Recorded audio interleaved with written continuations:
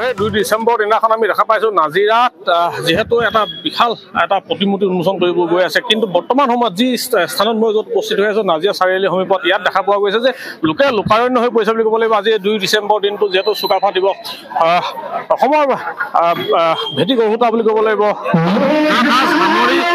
প্ৰতিষ্ঠা কৰা এয়াই যেন যি চুকাফা এই চুকাফা প্ৰতিমূৰ্তি যি উন্মোচন কৰা আগমুহূৰ্তত যিহেতু দেখা পাইছে লোকে লোকাৰণ্য হৈ পৰিছে।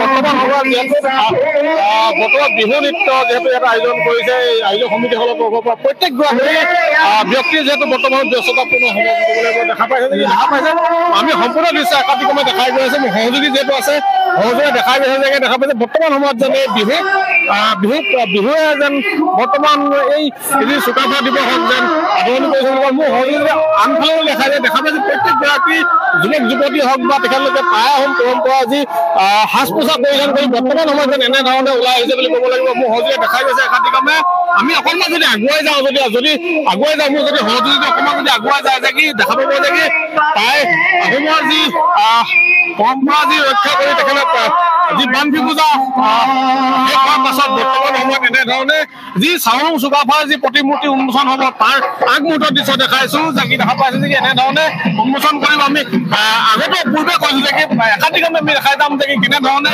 টাই আহোম যি সকলৰ যি পূৰ্বপুৰুষ বুলি ক'ব লাগিব চাওলুং চুকাফাক যেন স্মৰণ কৰিছে বুলি এই মুহূৰ্তত ক'ব লাগিব। মই পুনৰ এইফালে দেখাবলৈ কৈছো যে দেখা পাব লোকাৰণ্য বুলি ক'ব লাগিব এই মুহূৰ্তত যিহেতু যি বিহু নৃত্য বৰ্তমান পৰিৱেশন কৰিছে বুলি ক'ব লাগিব। মোৰ লগত ইয়াতে টাই আহোম উন্নয়ন পৰিষদৰ যিগৰাকী আছে অধ্যক্ষ আছে মই তেখেতৰ পৰা জানিব চেষ্টা কৰিম যে ময়ো আজি আহিছো। আমি দেখা পাইছো আছাম টকছে আগৰবাৰ আমি পৰিৱেশন কৰিছো আপোনালোকৰ যি টাই আহোম উন্নয়ন পৰিষদৰ তৰফৰ পৰা লগতে সাংস্কৃতিক বিভাগৰ তৰফৰ পৰা যিহেতু চৰকাৰে চাওলুং চুকাফাৰ যিটো প্ৰতিমূৰ্তি উন্মোচন কৰিব কি ক'ব এই মুহূৰ্তত আছাম টকসকলক আজি অসম দিৱস সাংস্কৃতিক পৰিক্ৰমা বিভাগ আৰু টাই আহোম ডেভেলপমেণ্ট কাউন্সিলৰ উদ্যোগত আৰু শিৱসাগৰ জিলা প্ৰশাসন আৰু টাই আহোম ছাত্ৰ সন্থা নাজিৰা মহকুমাৰ সহযোগত উদযাপন কৰা হৈছে।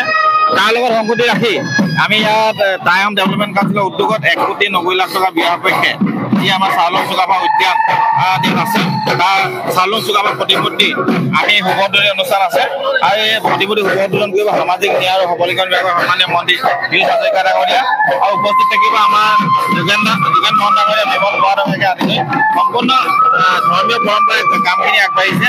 ইতিমধ্যে পূজা আৰম্ভ হৈ গৈছে আৰু আমাৰ যিখিনি সাংস্কৃতিক দল তেওঁলোকে আহি নিজৰ অনুষ্ঠান ইতিমধ্যে আৰম্ভ কৰিছে আৰু খন্তেক সময়ৰ পিছতে সাংস্কৃতিক শোভাযাত্ৰাই প্ৰতিমূৰ্তি উন্মোচন কৰাৰ পিছত আমি নাজিৰা ফিল্ডলৈকে মুকলি সভা অনুষ্ঠিত কৰিম।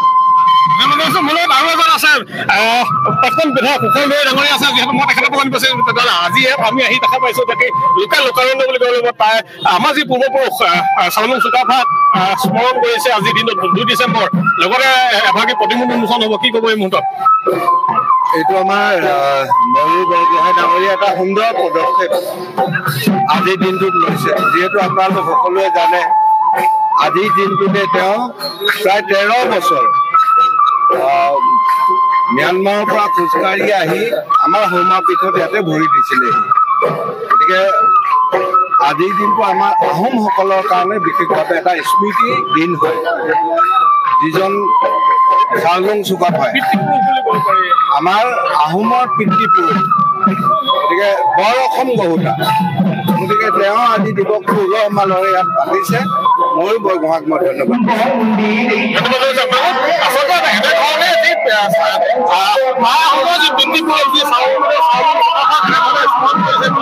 আমি